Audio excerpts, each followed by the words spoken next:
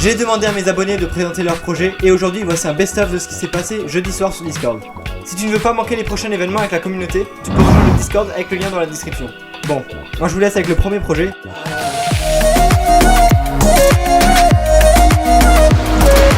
Alors moi je vais vous présenter mon projet qui est une extension web. C'est une extension web que j'ai commencé à faire il n'y a pas longtemps qui s'appelle MyENT. Le but de cette extension c'est de changer l'interface de l'ENT. Je trouve qu'elle n'est pas optimisée, elle est nulle. Enfin je vais faire ma propre extension, mon propre ENT. Et en faisant ça j'ai dû analyser le code de l'ENT et vraiment, je suis pas un expert en HTML, CSS, mais vraiment c'est un peu n'importe quoi, je vous montrerai plus tard. Alors concrètement, le projet c'est 800 lignes de JavaScript et 640 lignes de HTML et de CSS pour les pop-up.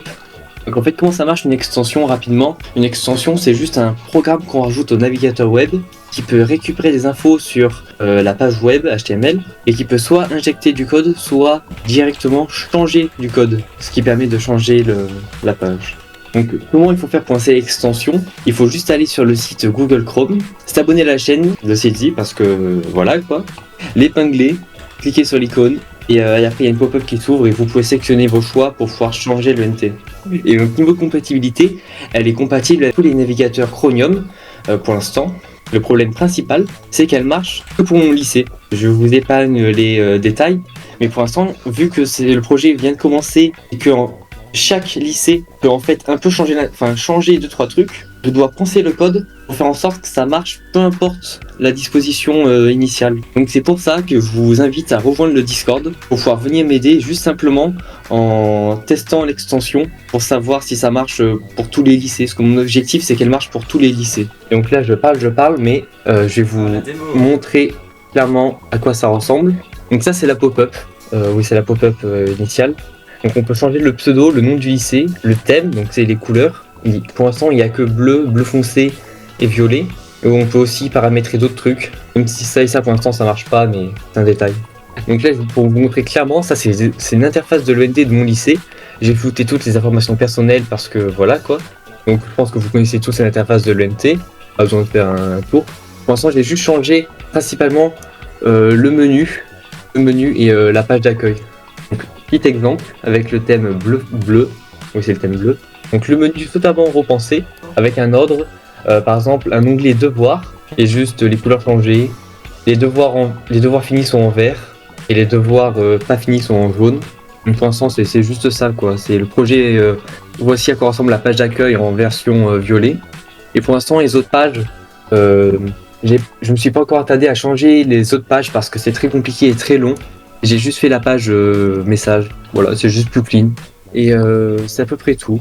Ah oui, un dernier petit truc, c'est des photos que j'ai pris que dans le code de l'ENT.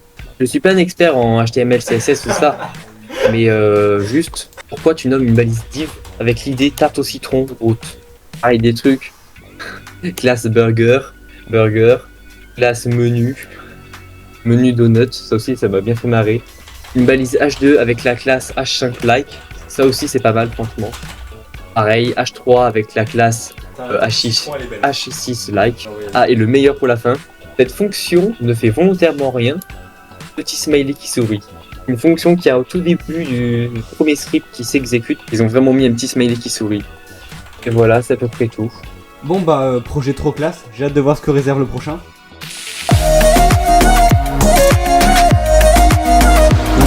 Je vais vous présenter un peu mon projet. Donc en fait, mon projet, il m'est venu à l'idée. Je cherchais un peu à faire en sorte de travailler sur la programmation parce que moi j'aime bien la programmation. J'ai envie de apprendre la programmation et en même temps j'ai envie de réussir mon bac de français et mon bac général. Et pour ça, en fait, j'avais envie de développer une application qui va me permettre justement de lier les deux ensemble. Et du coup, je me suis dit comment je vais lier la programmation aux cours. Parce que c'est quand même deux choses radicalement opposées. Les cours, c'est quelque chose qui est un peu chiant et tout. Alors que vraiment, la programmation, c'est banger, quoi. C'est vraiment super bien. Alors, je me suis dit, bon, comment je vais lier ça? Et du coup, je me suis dit, je vais créer une application où je vais donner des cours en ligne sur du coup les cours de première et de seconde. Parce que pour l'instant je suis pas en terminale, hein, j'ai pas le niveau de terminale, mais je vais donner les cours de première et de seconde. Donc j'ai eu cette idée, quand je vais rentrer des cours ou quand je vais apprendre mes cours, je vais noter les cours, je vais les structurer et tout, et je vais les retranscrire sur le site que je vais créer bientôt. Donc qu'est-ce que c'est, quels sont les différents avantages ? Déjà, ça va me permettre d'apprendre les cours en écrivant et en les comprenant. Ça me permettra aussi d'apprendre la programmation web parce que j'ai envie de me lancer dans la programmation web. Pour l'instant, je programmais que en Python. Donc là, ça va me permettre d'apprendre la programmation web, le responsive, l'HTML, le CSS et tout ça. Et ça va me permettre aux autres, justement, de mettre à disposition des ressources qui vont leur permettre d'apprendre. Mais voilà, c'était pour permettre aux autres d'apprendre les cours. Et donc, c'est pour ça que m'est venue cette idée de créer ce projet R2Back, qui veut dire littéralement Road to Back. Et donc, ce sera un site qui va permettre d'avoir accès à des cours en ligne de seconde et de première. Donc, en quoi sera développé le projet ? Le projet il va être développé en HTML et en CSS avec du JS pour le côté front-end. Et en back-end, ce sera Django avec Python. Parce que pour l'instant, je commence la programmation web et j'ai vraiment envie de commencer basique avec un framework assez simple que je connais déjà. Et ça va me permettre déjà d'être dans mon élément. Et ça va me permettre aussi de sortir le projet plus rapidement. Je vais peut-être le redévelopper par la suite en Node.js parce que je sais que c'est un framework assez connu. Enfin, c'est vraiment très utilisé. Et donc ça c'est juste pour le côté back-end. Et le côté front-end, ce sera HTML et CSS. CSS, je sais pas si je vais vraiment le garder parce que je sais qu'il existe un framework CSS qui s'appelle Bootstrap qui permet d'avoir une meilleure gestion du responsive. Donc ça je verrai. Et JS, je sais qu'il existe TypeScript qui est en gros JavaScript avec plus de typage, si j'ai bien compris. Et du coup, peut-être je vais me renseigner sur ces technologies pendant mon apprentissage. Parce que là, j'apprends en même temps et je développe le projet. Et donc, quelles seront les fonctions... laissez tomber l'image qui est derrière. J'ai fait ça à la va-vite. Mais bref. Quelles sont les fonctionnalités de R2Back ? Il va se diviser en 3 applications. Déjà, il y aura les cours en accès libre qui seront rédigés par moi et des élèves. Donc, ce sont des potes à moi qui travaillent vraiment sur les cours et tout. Et donc, ça va me permettre justement d'apprendre avec eux et en même temps de poster des cours. J'ai déjà parlé des avantages. Il y aura aussi une connexion au logiciel du collège et du lycée, comme École Directe ou Pronote. Bien sûr, je sais pas comment je vais faire parce que je sais qu'il n'y a pas d'API qu'ils ont développé. Donc je vais devoir faire du scrapping ou un truc du genre. Je sais pas encore. Et ensuite, il y aura des quiz avec des exercices. Et aussi, il y aura une fonctionnalité IA connectée à l'API de ChatGPT. Pour l'instant, la fonctionnalité principale que je veux sortir, c'est les cours en accès libre. Ces fonctionnalités-là, elles sortiront peut-être, si jamais j'ai le temps, parce que j'ai les 2 mois de vacances pour les développer.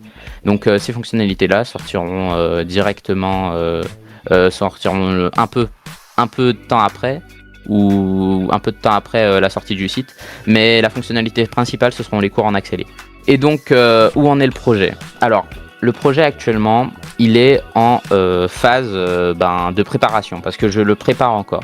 Je n'ai pas encore lancé le projet. J'ai déjà commencé à voir un peu les designs que je voulais faire, mais en fait je me suis dit non, c'est moche et tout. J'essaye de voir vraiment un bon design que je pourrais sortir. Et sinon, je développe aussi le cahier des charges. J'essaye de voir un peu tout ce que je dois développer. Donc là, dans les fonctionnalités, j'ai vu un peu... c'est sur une feuille que j'ai écrite. Mais en gros... déjà il y a les différents rôles que j'ai écrits, qu'est-ce qu'ils allaient faire, les modérateurs, les profs, comment je vais organiser le site web. C'est vraiment pour que j'y aille beaucoup plus vite par la suite. Et donc voilà, c'est la fin de ma présentation. Si vous avez des questions, des conseils ou des idées, je suis preneur. Projet suivant.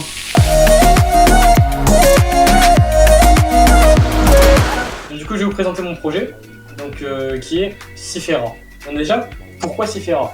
Cyfera, c'est une map Earth à l'échelle 1 millième, conçue pour tous les styles de jeu, et où il faut développer sa nation et écrire votre histoire de votre nation.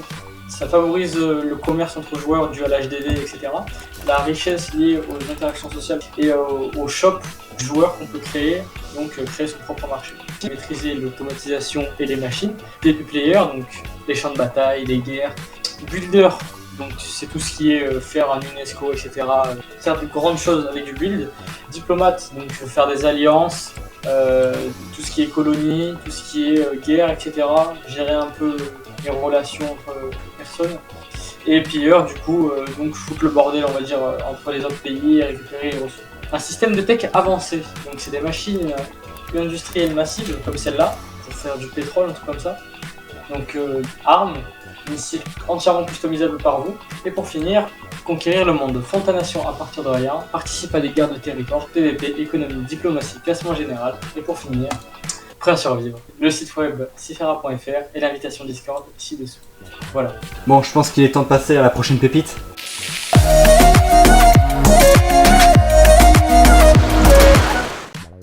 Mais je vais vous montrer Soir, du coup, et en gros c'est un langage de programmation que j'ai inventé.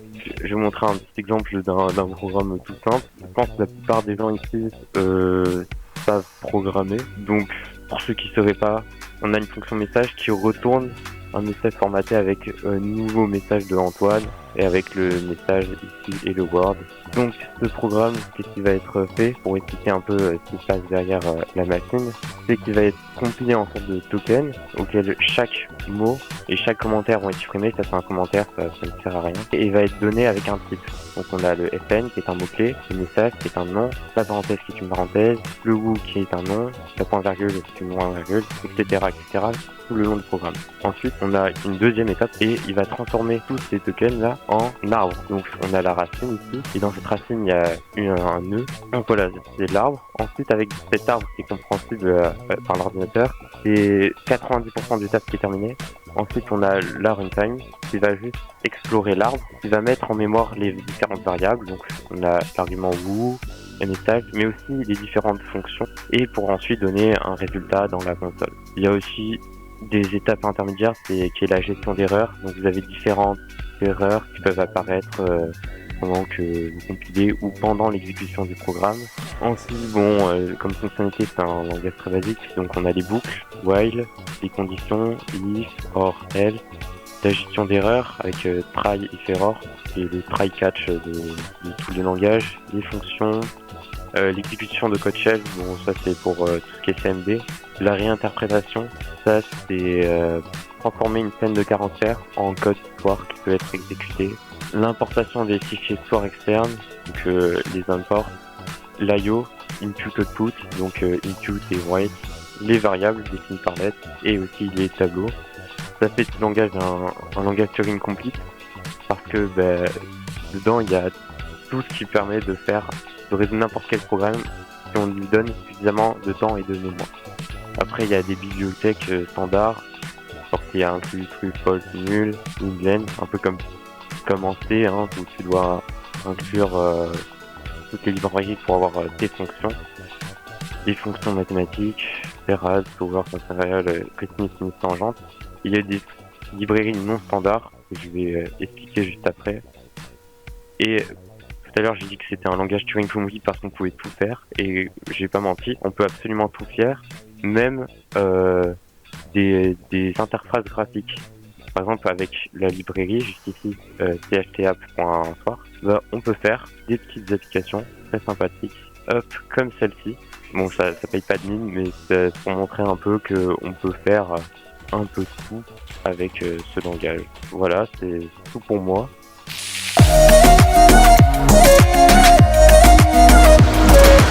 Tout le monde est passé et tous les projets étaient super intéressants. Après ça, on a fait un sondage pour savoir qui avait le meilleur projet. Et selon les spectateurs, il y a une égalité entre Antoine et Link, qui sont donc les deux gagnants de cet event.